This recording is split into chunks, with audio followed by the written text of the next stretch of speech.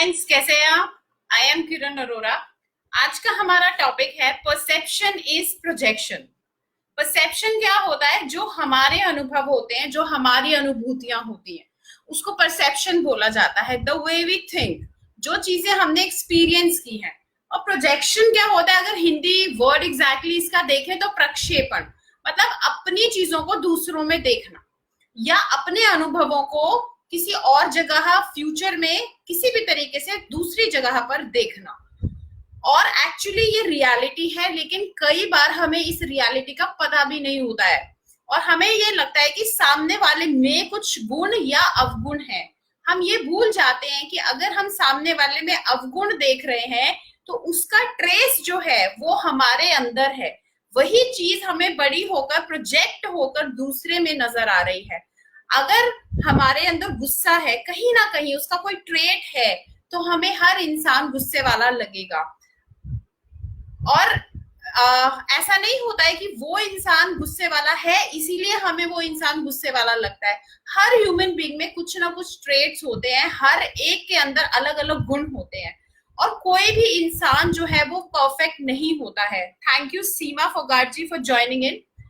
कोई भी इंसान जो है वो परफेक्ट नहीं होता है। हर किसी में सारे इमोशंस होते हैं, सारे ट्रिगर्स होते हैं, सारी चीजें होती हैं, लेकिन हम उसमें क्या देखते हैं? जो चीज हमारे से मेल खाती है। अगर मैं एक गुस्से वाली इंसान हूं या मुझे बहुत ज्यादा गुस्सा आता है तो मुझे क्या लगेगा कि सामने वाले को भी बहुत गुस्सा आता है। अगर मुझे लगता है कि ये काम जो है बोझ है तो हमें क्या लगेगा कि सब लोग ऐसा ही सोचते हैं कि ये काम तो बोझ है। एक छोटा सा एग्जाम्पल मैं आपको बताऊंगी परसेप्शन इस प्रोजेक्शन को लेकर, कि हम किस तरीके से अपना परसेप्शन दूसरों पर थोपने की भी कोशिश करते हैं। हम ये बिना जाने कि ये उनका व्यवहार है या नहीं, ये उनका गुण है या नहीं, बिना ये जाने हम सोचते हैं कि ये चीज उसके अंदर ही भी है। परसेप्शन एक तरह का चश्मा है जिसको हमने पहना और उसी तरीके से अब हम दुनिया देखते हैं। उन्हीं अनुभवों के आधार पर, जो अनुभूतियां, जो अनुभव हमारे हैं, उसी के आधार पर सब कुछ, हर चीज को इवेल्युएट और असेस कर रहे हैं। एक बार एक वॉरशिप थी, वो सी में ट्रैवल कर रही थी। वॉरशिप के ऊपर जो वॉच गार्ड था उसने एक लाइट देखी सामने से और उसने अपनी शिप के कैप्टन को इन्फॉर्म किया कि सामने एक लाइट है। तो कैप्टन ने वापस वॉच गार्ड से पूछा कि वो लाइट स्टेबल है या हिल रही है, मूविंग है? तो उसने कहा नहीं, लाइट स्टेबल है। कैप्टन ने ये इसीलिए पूछा क्योंकि अगर लाइट मूव कर रही है तो मे बी वो छोटी बोट हो सकती है जो कि हिल रही होगी सी वेव्स में, लेकिन वो स्टेबल है तो उसको लगा कि कुछ और बड़ी चीज हो सकती है। तो उसने, अब कैप्टन ने वॉच गार्ड को वापस इंस्ट्रक्ट किया कि जो सामने लाइट दिख रही है उसको टेलीग्राफ से मैसेज भेज दो कि वो अपना कोण 20 डिग्री बदल ले।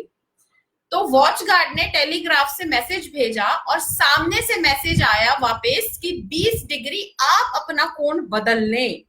तो वॉच गार्ड ने वापस कैप्टन को बताया कि ऐसे ऐसे सामने से संदेश वापस आया है कि हम अपना 20 डिग्री कोण बदल लें। अब कैप्टन को बुरा लगा, उसने बोला उन्हें बताओ कि मैं कैप्टन हूं। तो वहां वॉच गार्ड ने फिर से बताया कि कैप्टन, मैं कैप्टन हूं। वहां से वापस संदेश आया, तो क्या, फिर भी आप अपना 20 डिग्री कोण बदल लें। अब कैप्टन को और गुस्सा आया, उसने कहा बोलो, संदेश दो कि मैं युद्धपोत हूं। तो वॉच गार्ड ने ऐसा ही किया, वापस वहां से संदेश आया, मैं लाइट हाउस हूं, आप अपना कोण 20 डिग्री बदल लें। उसी क्षण जब कैप्टन ने ये बात सुनी तो उसका सारा गुस्सा जो था वो खत्म हो गया। क्यों? क्योंकि जो लाइट हाउस है वो एक सिद्धांत है, उसको हिलाया हटाया नहीं जा सकता। लेकिन जब तक हम उसको सिद्धांत के तरीके से ना देखते हुए अपनी ही चीजों को उसके ऊपर थोपने की कोशिश कर रहे थे, क्या कि उसको लग रहा था कि वो ईगो आ रही है उसके अंदर, इसीलिए जो कैप्टन था वो अपनी ईगो दिखा रहा था। लेकिन वो सिद्धांत था। हम कई बार सिद्धांतों के आगे भी इगोइस्टिक हो जाते हैं, लेकिन उसको जैसे ही कैप्टन को पता चला कि सिद्धांत कैसे ईगो दिखा सकता है, वो तो जनरल और जेन्युइन रीजन दे रहा है मुझे 20 डिग्री कोण बदलने का, तो उसी टाइम जो कैप्टन का नजरिया था, जो उसका परसेप्शन था और जो उसकी ईगो थी वो खत्म हो गई। तो था क्या? कैप्टन का ईगो था जो उसको लाइट हाउस के ईगो में नजर आ रहा था, क्योंकि उसको ये नहीं पता था कि वो लाइट हाउस है। इसी तरह हम अपनी रियल लाइफ में भी यही करते हैं। हम सामने वाले में वही गुण देखते हैं जो हमारे अंदर होते हैं। अपने अनुभवों के आधार पर हम चीजों को देखते हैं। अब एक हस्बैंड है जिसको बहुत गुस्सा आता है, तो वो अपनी वाइफ पे हमेशा बहुत गुस्सा करता रहता है। तो कंप्लेन क्या करता है कि उसकी वाइफ को एंगर मैनेजमेंट की प्रॉब्लम है। फिर से अपने अनुभव दूसरों पे लादना और उसके अकॉर्डिंग सामने वाले का बिहेवियर जज कर लेना। तो ये जो आदत है हमारी, या जो जिस इस इमोशनल डिस्ट्रेस से हम लोग पीड़ित हैं, परसेप्शन इज प्रोजेक्शन वाली, ये हमें पता भी नहीं होती है कि हम एक्चुअली ये प्रॉब्लम में है। तो जब भी आपके साथ कोई बैड सिचुएशन हो, या आप किसी और इंसान के बारे में कोई बैड इमेज बनाने जा रहे हो अपने माइंड में, तो आप प्लीज ध्यान रखिए, अपने से क्वेश्चन कीजिए क्या ये चीज वाकई उसमें बुरी है। एक छोटा सा एग्जाम्पल और लेते हैं। सपोज कीजिए आप कहीं पे जॉब कर रहे हैं और एक नया कोई एम्प्लॉय आपके यहाँ पर आने वाला है, और कोई नया एम्प्लॉय आया, किसी एक एम्प्लॉय ने उस न्यू एम्प्लॉय को किसी थर्ड पर्सन के बारे में, थर्ड एम्प्लॉय के बारे में कुछ भी नेगेटिव बोल दिया कि ये ऐसे ऐसे है, इसके बारे में नेगेटिव है। अब उस इंसान ने वो चीज सुनी और एक्सेप्ट कर ली विदाउट एवर नोइंग कि मैं अपना रियल एक्सपीरियंस तो देख लूं।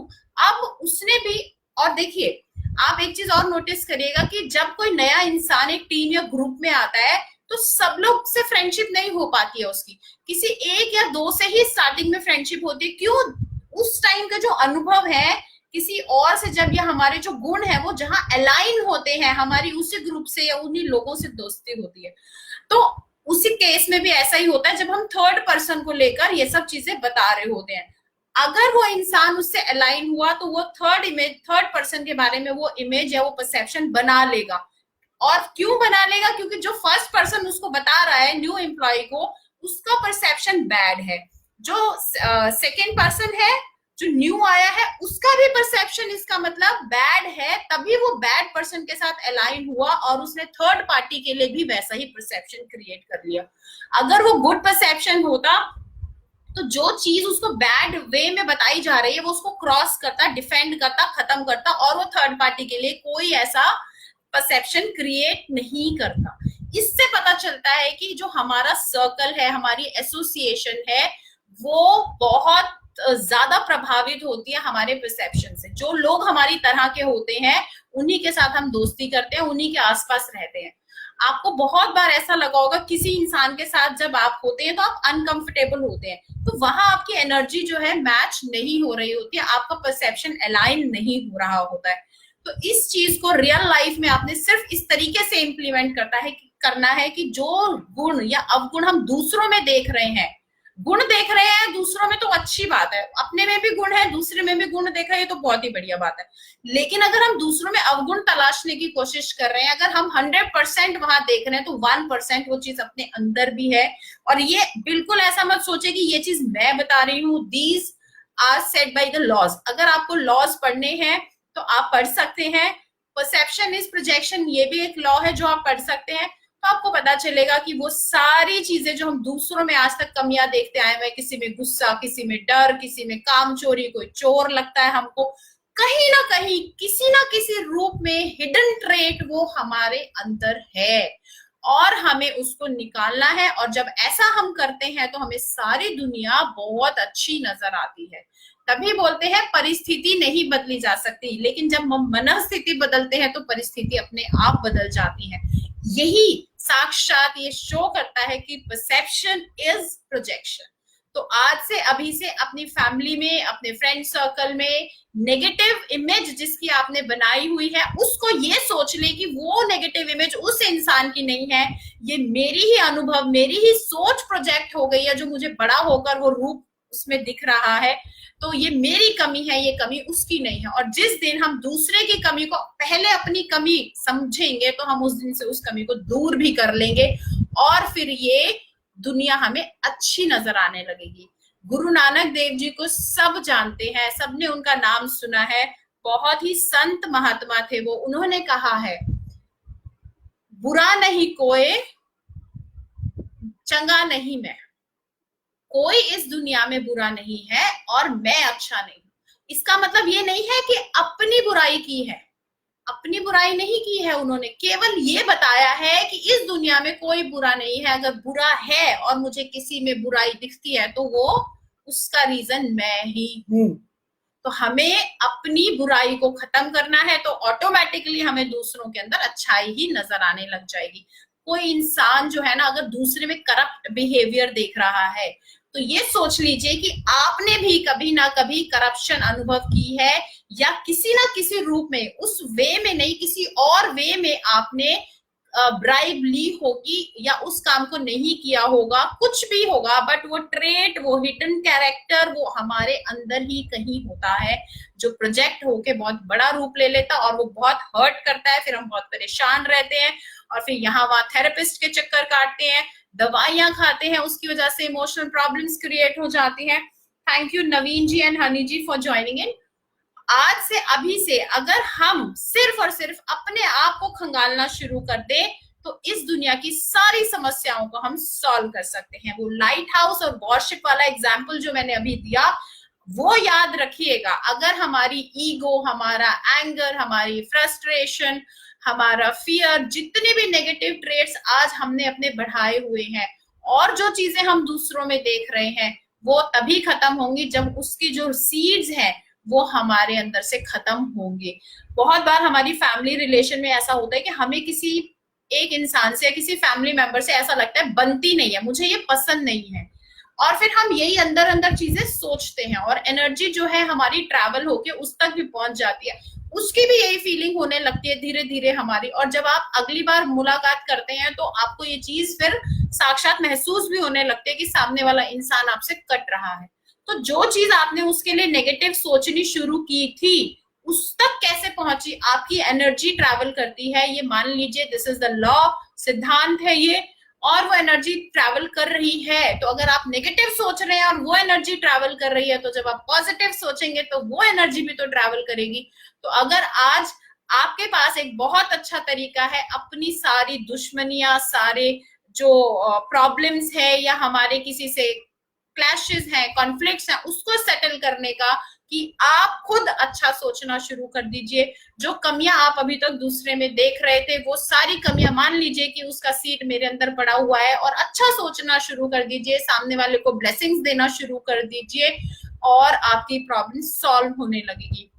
एक छोटे से एग्जाम्पल से मैं अपना सेशन क्लोज करूंगी। एक ट्रेन में एक इंसान दो बच्चों के साथ सफर कर रहा होता है। उस डिब्बे में बहुत सारे यात्री और भी होते हैं और वो बच्चे बहुत उत्पात मचा रहे होते हैं, बुरे तरीके से कूद रहे होते हैं और वो इंसान बस खिड़की में बैठा बाहर की ओर देखे जा रहा होता है। तो जो बहुत सारे यात्री हैं सबको लग रहा होता है कि कैसा, एक तो ये बच्चे कैसे हैं, इतने बदतमीज बच्चे हैं, ये बिल्कुल नहीं सुन रहे हैं। और फिर उस इंसान को देखते हैं कि ये इनके साथ है, शायद इनका पिता लग रहा है और ये भी इनको कुछ नहीं बोल रहा, और इनकी वजह से सभी यात्रियों को बहुत तकलीफ हो रही है, परेशान करके रख दिया है इन बच्चों ने। तो सब लोग ऐसे सोचते हैं और कुछ लोग एक दूसरे को देख भी रहे होते हैं और सांकेतिक भाषा में सबको समझ भी आ रहा होता है कि सबकी प्रॉब्लम सेम है, सब कोई ना कोई कुछ ना कुछ कहना चाह रहे हैं। Thank you Kiran Gautam ji for joining इन।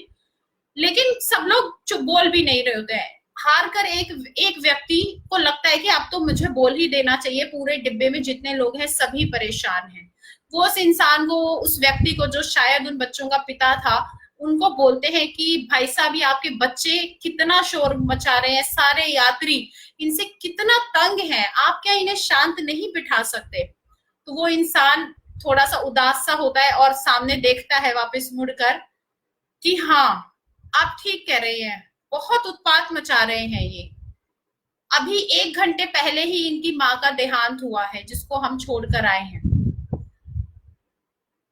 वो इंसान जिसने कंप्लेन की होती है वो स्पीचलेस हो जाता है, उसको लगता है ये कैसे। तो वो इंसान जो उन बच्चों का पिता होता है वो बोलता है कि लग तो मुझे भी रहा है ये उत्पात मचा रहे हैं, लेकिन संभवतः ये अपना दुख छुपा रहे हैं और मुझे भी नहीं पता कि मैं इनको क्या बोलूं।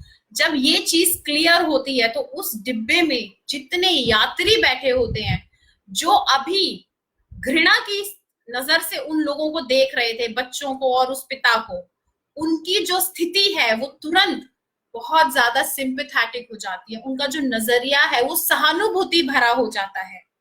तो देखिए, परसेप्शन इज प्रोजेक्शन।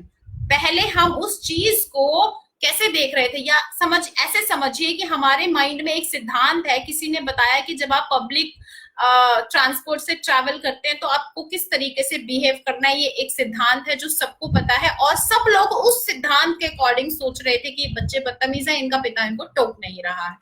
लेकिन जैसे ही सामने वाले की स्थिति समझ में आई, जैसे ही हमने सामने वाले के जूते में पांव डालकर देखा, सामने वाले की दृष्टि से सिचुएशन को देखा, उसी क्षण नजरिया बदल गया और सहानुभूति आ गई। उस फ्रस्ट्रेशन की बजाय, उस हेट्रेड की बजाय सिंपैथी आ गई, एम्पैथी क्रिएट हो गई।